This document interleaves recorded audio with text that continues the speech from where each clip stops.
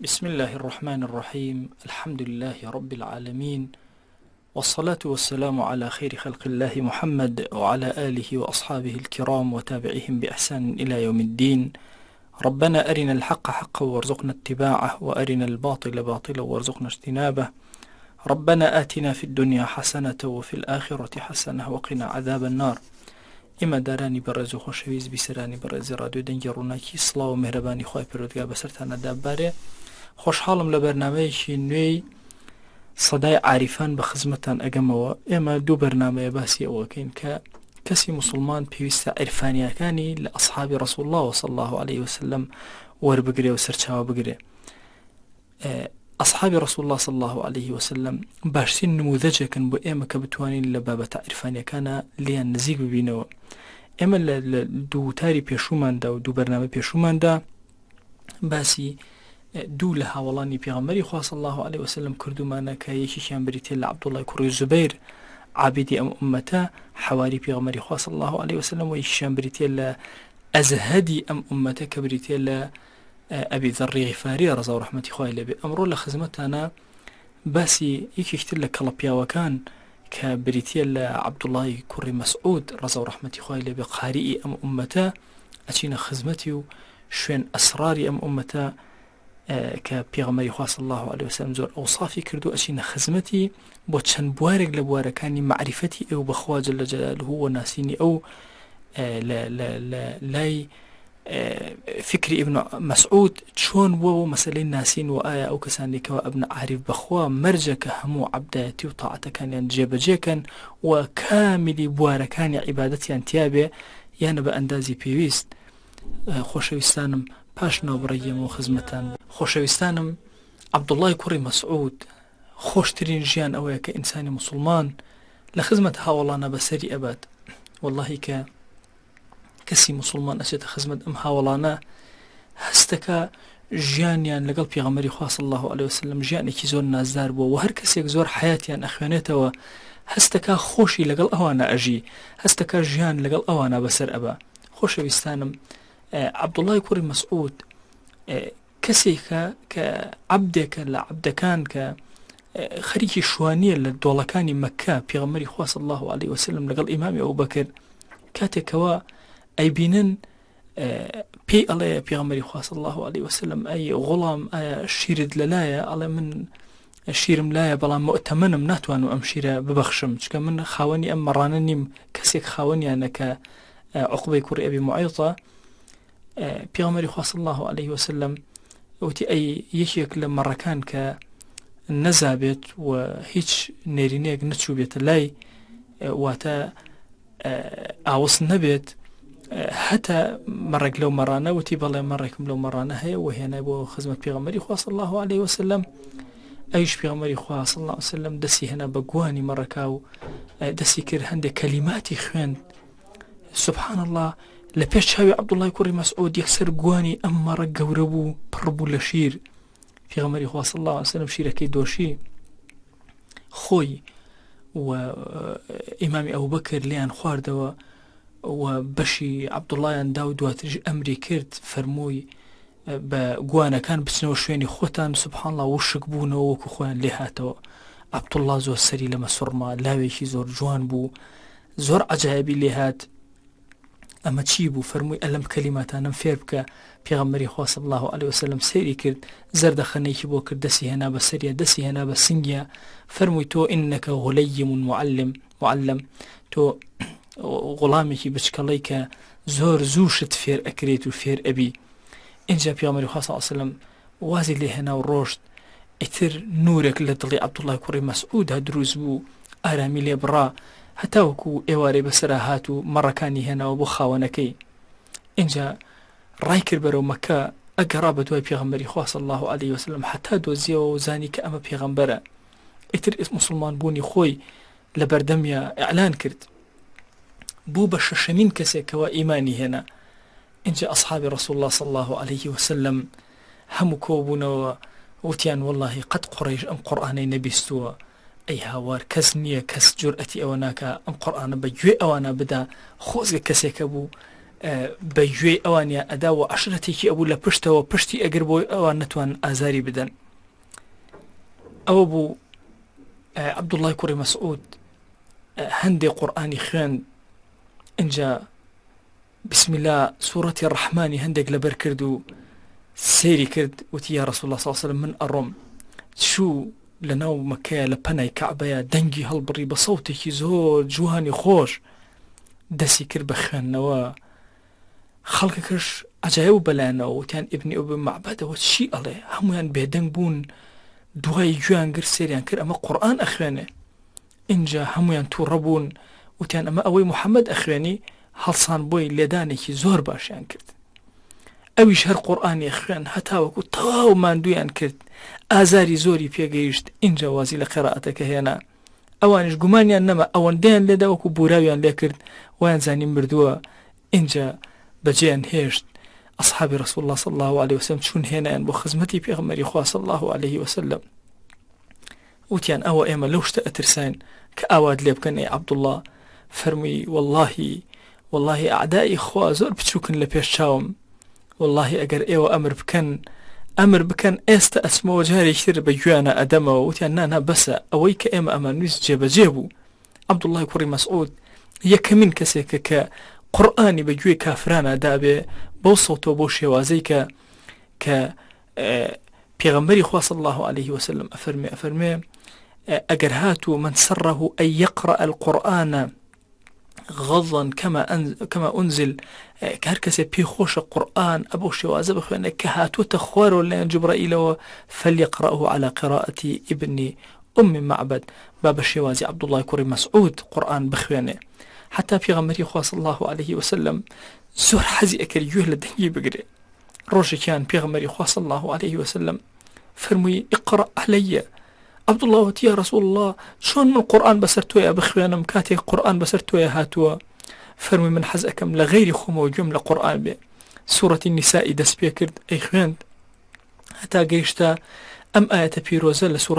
لآية شواردة لسورة النساء فكيف إذا جئنا من كل أمة بشهيد وجئنا بك على هؤلاء شهيدا. بيغمري خواه صلى الله عليه وسلم دسي كربا قريان فرمي أمنا بسا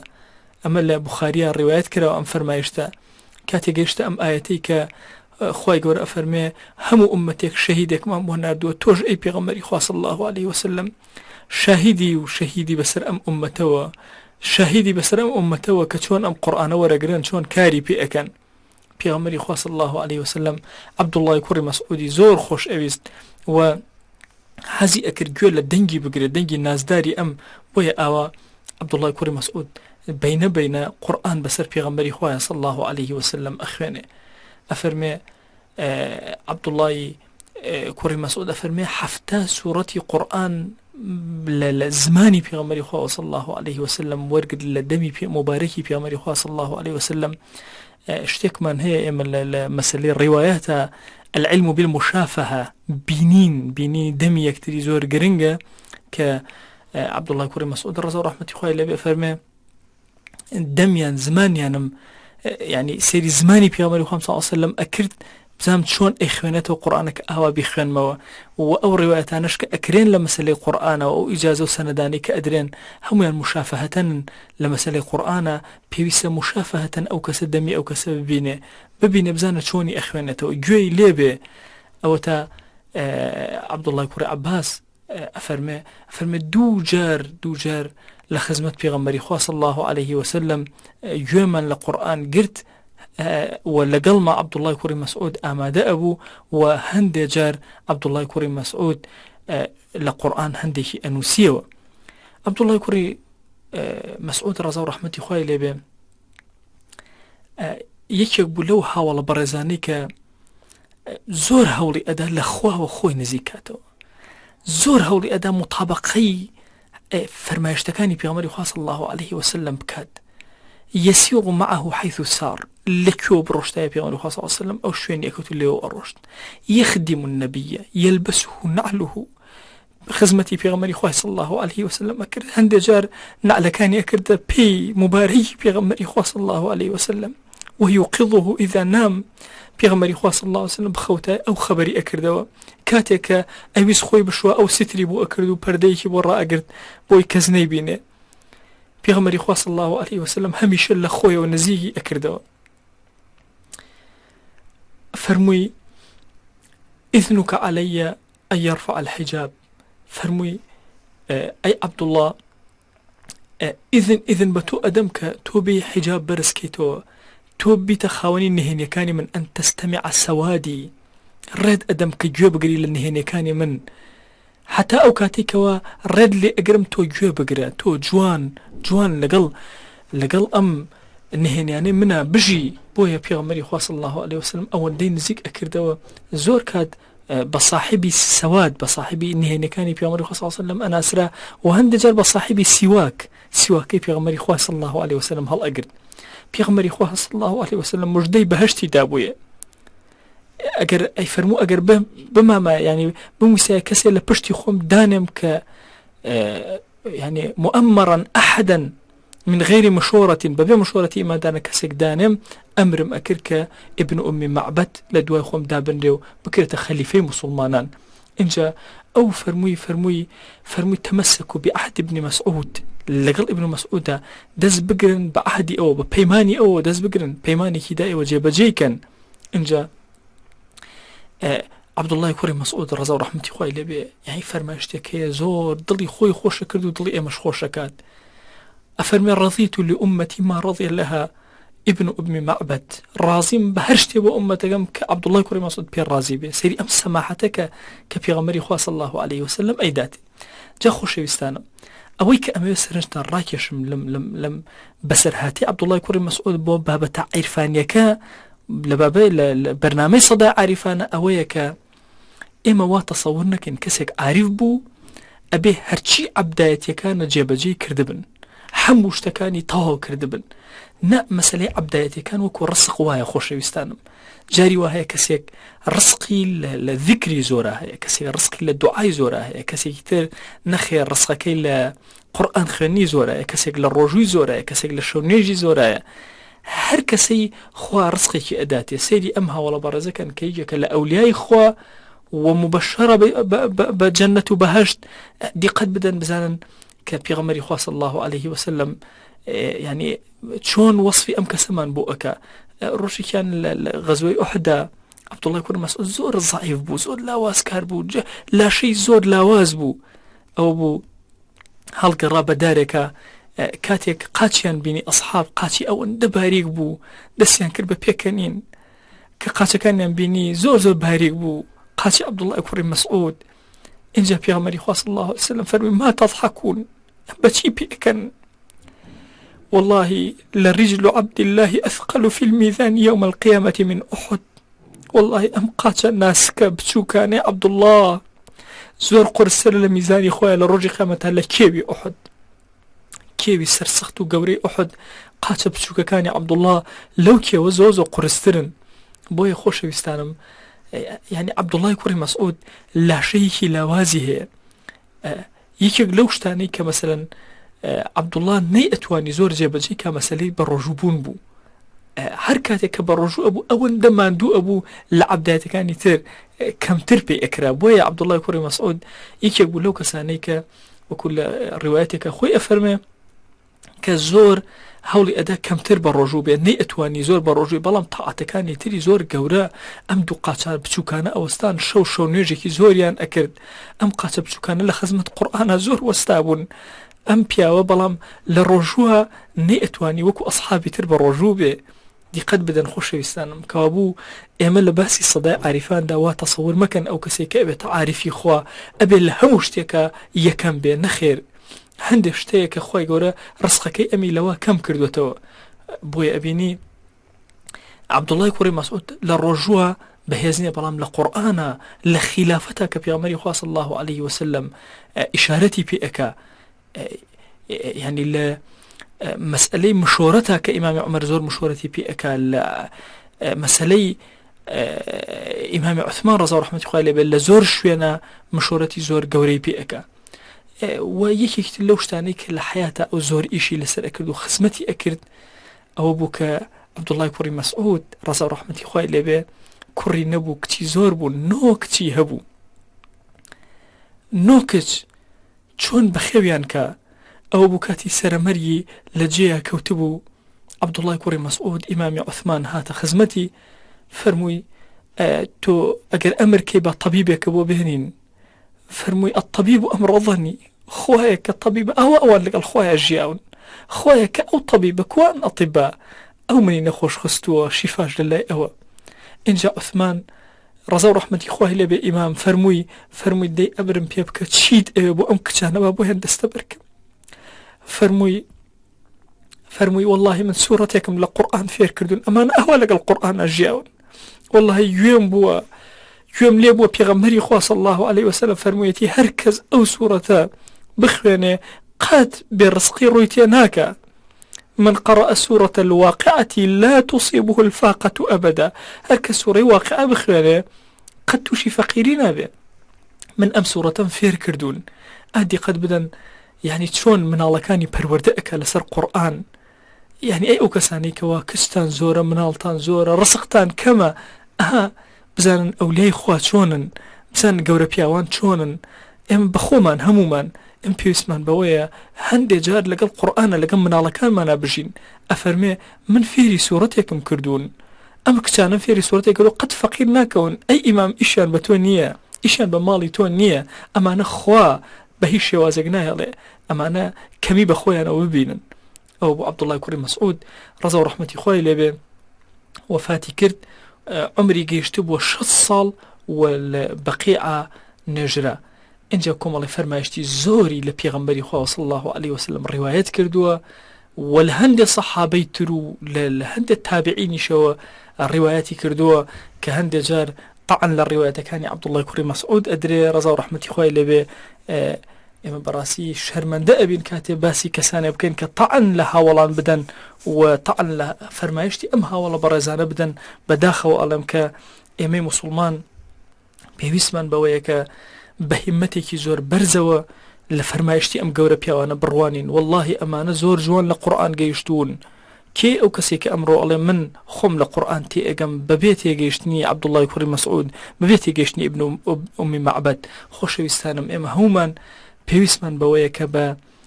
ڕۆحێکی گەورەوە قسەی ئەمانە قبوڵکەین. ئەمانە عاریفەکانن، والله ئەگەر ئەمانە عاریفی خوا نەبن ئیتر کەسی تر عارف نییە. ئەو فکرە هەدامانەی کەوایەن کە زیاتر لە فکرە مەجوسیەکانەوە سەرچاوە ئەگرن، هەوڵ ئەدەن کە خەڵکی موسڵمان لە فەرمایشت و لە ئەصحاب و لە هاوڵان دوور خەنەوە. ئێمە موسڵمان پێویستمان بەوەیە کە بە هیمەتێکی بەرزەوە لە فەرمایشتی ئەم گەورە پیاوانەمان بڕوانین هەتا وەکو بتوانین ژیان گوزەرکەین وەکو ئەوان. والله خۆشەویستترین ژیان، بەتامترین ژیان، ئازیزترین ژیان ئەو ژیانەیە کە ئینسان لە خزمەتی هاوڵانی پێغەمبەری خوا صلی الله عليه وسلم سەرفی ئەکاو، ساتانێک لە خزمەت ئەوانە ئەوەستێ، ساتانێک لەگەڵ ئەوانە ئەژی. ئێمە کاتێک کە باسی عرفانیت لە فکرێکی هندیەوە وەرگرین یا لە فکرێکی فارسیەوە یا لە فکرێکی تورکیەوە بە هەڵەیەکی زۆر گەورە ئەڕێن. ئێمە ئەو فەرمایشتی پێغەمبەری خوا صلی الله عليه وسلم لەبەر دەستمانایە ئەمە وتێ ئەم هاوڵە بەڕێزانە و حیاتی ئەمانە کە بە چاوی سەر ئەبینین کە چۆن کەس ناگاتە ڕوتبەی عاریفەتی ئەمان. ئێمە ئەمە ئەبینین پێویست ناکا بچین بۆ ئەفکاری تر محاولە بکەین خواناسی و عرفانیت و بەناوی فەلسەفە و ئەوانەوە شتی غیرە مسلمانی و غیرە ئیسلامی وەرگرین و دەخیلکەین بەناو فکری ئومەتی ئیسلامی. سەواء ئەو کەسانی کە لیان وەرئەگرین با زۆریش باریز بن ناگەنە ئاستی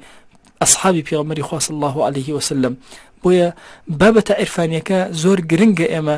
لە فەلسەفەی دوور خێنەوە بێنین بابەتێکی ڕۆحی تەڕ و پارەوە بێ. ئەم بزانە ئەمە یەکێکە لە هاوڵانی پێغەمبەری خوا صلی الله عليه وسلم ناتوانێ بە ڕۆژوو بێ، جسمی تەحملی ڕۆژوو ناکە، بەڵام پاڵەوانێکە لە مەیدانی شەڕە، پاڵەوانێکە لە مەیدانی عیلمە، پاڵەوانێکە لە مەیدانی قورئانە، پاڵەوانێکە لە مەیدانی پەروەردەکردنی مناڵە. خۆشەویستانم ئێمە لە ئەمڕۆیە لە کوردستان بە حاڵەتێکی خەتیرە تێئەپەڕێن کە ئەویش ئەنواع فکر دەخیل لە مترجم، يعني کە تەرجەمە ئەکرێت لە کوتوبی فارسی یا کوتوبی ئەلمانی عەرەبی یان کتێبی تورکی کە تەرجەمە ئەکرێت جۆرێک لە فەلسەفەیەک ئەهێنێتە ناو فکری تەسەوفی کوردستانەوە کە لە ئایندەیە خەتەرێکی زۆر گەورەیە ئەگەر لە ئێستاشا ئەم خەتەر ڕنگ نەداتەوە لە ئایندەیە زۆر خەتەر ڕنگ ئەداتەوە کە پێویستە بەڕاستی گەورە پیاوان زۆر وریایانە تەعاملکەن. ئێمە خۆمان خاوەنی مەولاناین. مەولانا یعنی کۆتایی ژیانی بەسەر سەحیح بوخاری وەفاتی کرد، چەندین جار بوخاری وتەوە لەناو شامە. بۆیە ئێمە پێویستە بەڕاستی ڕەبط بکەینەوە هەمیشە بە کتێبە سەحیحەکانەوە، ڕەبط بکەینەوە بە ژیانی ئەم هەواڵە بەڕێزانەوە هەتا بتوانین جوان لە سەدای ئەم عاریفانە تێبگەین و جوان هەنگاو بنین بەرەوە عیرفانیەت. داوام لە ذاتی پاکی پەروەردگار ئەم بەرنامە و تەواوی بەرنامەکەی ترمان لێ قبوڵ کە یا ڕێی پەروەردگارە داوەڵی ئەکەین بە ناوی جوانت بە صیفەتی بەرزت بە ئیسمی عەزەمت بەزەیی و ڕەحمەت و میهرەبانی خۆت بەسەرمانە بارێنە، لەسەر جەم گوناهەکانمان مەبورە، ئەو کەسانی گوێیان لێگرتین یا ڕەبی خوای گیان لە گوناهیان مەبورە، فێری قورئانمان کە یا ڕەب العالەمین، فێری کردەوەمان کە ئەولادەکانمان صالح کە، خوای گیان ڕزقی حەڵالمان زیاد کە، خوای گیان داوا لێ ئەکەین لەم قەیرانە قورسانە ئەم وڵاتی ئێمە ڕزگار کە، خوای گیان گەورە پیا و عارفی زۆر گەورە لەم وڵاتی ئێمە بووە، خوای داوا لێ ئەکەین عارف لە وڵاتەکەی ئێمە مەبڕە، هیممەت بەرزان لە وڵاتی ئێمە مەبڕە، ئەو کەسانێک گومڕا بوون خوای گیان بیان گێڕەوە سەر سنەتی رسول الله صلى الله عليه وسلم، يا ربي خويا بيان جرو سر أهل سنة وجماعة يا أكرم الأكرمين، آمين آمين والحمد لله رب العالمين.